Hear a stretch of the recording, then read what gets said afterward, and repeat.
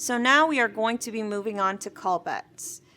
Now, a call bet is very similar to a marker, except for this happens in the middle of the game, basically.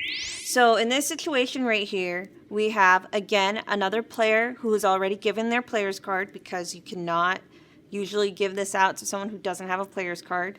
Not only that, a lot of casinos don't really offer this anymore. They kind of only offer it for the high roller players, because they have the player's cards and they could get markers and stuff. But anyways, for example, where I started working, the location I was at, I had somebody ask for a double down, a marker for a double down. And I had asked my supervisor for that marker or that call bet, and they had said, we do not do that here. So I'm like, okay, we don't do that here. So that to me meant the entire casino that I was in, not like everywhere around me, but the entire casino I was in.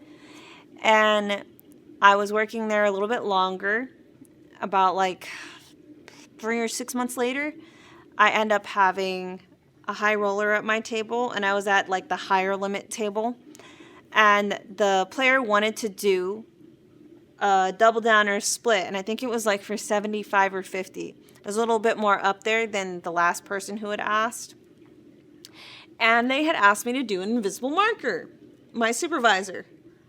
And I was not expecting that. And the reason is because even though I knew that we don't do that here, I was still trying to be polite and still asked for the marker anyway. And my supervisor said, invisible market. And I'm going to show you what that is. All right. So here we have a player who has no cash on him right now. He doesn't want to get up to go to the ATM, and he really can't because he's right in the middle of a hand. So he's going to ask for a $75 marker for a split. I'd like a marker for a split, please.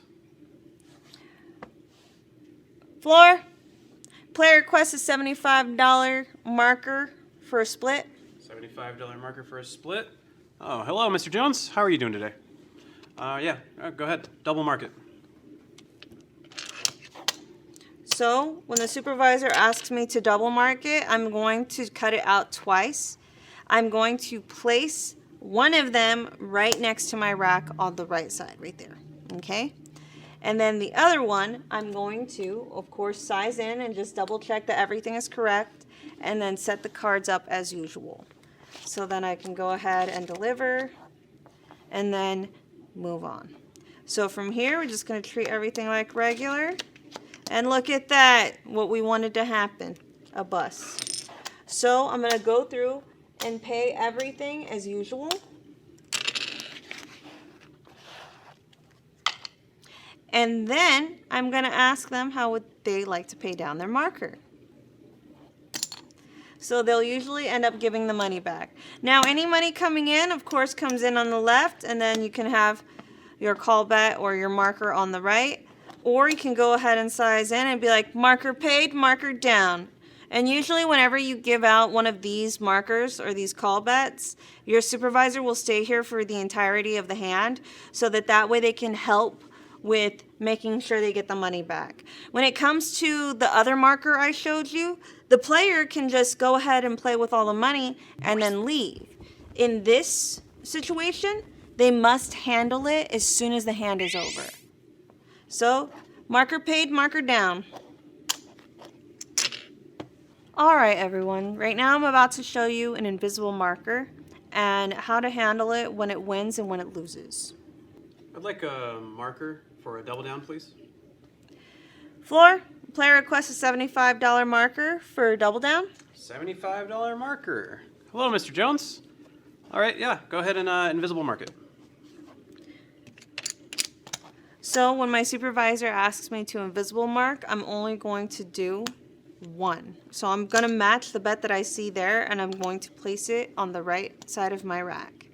And then I'm going to handle their original bet and their cards as though there's money out there. So if you have a double down, you're just going to go ahead and deliver your card for your double down. If you have a split, you're going to split it up and pretend like there's money next to the other card, and then continue as usual. So I have 16, then too many.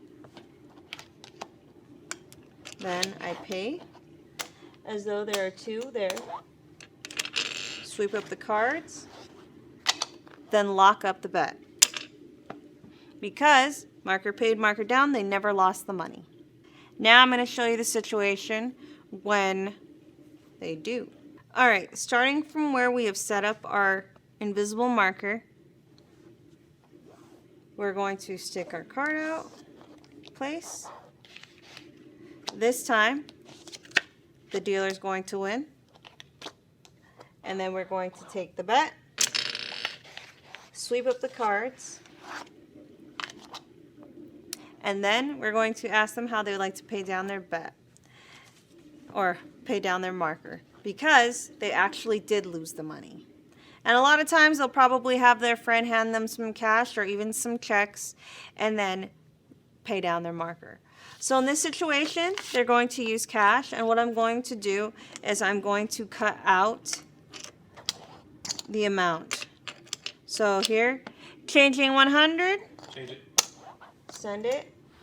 Then they're going to hand you back the 50, or you can keep the 50 here and only hand them back 50 or 75. My bad. And then you can bring them in right next to each other, size in, marker paid, marker down, or just as you handle anything else. Money coming in on one side, technically it's both of them. Boom. Lock it up. All right, and that concludes markers and call bets. So you guys, just keep in mind that this is one of those things that is not very common.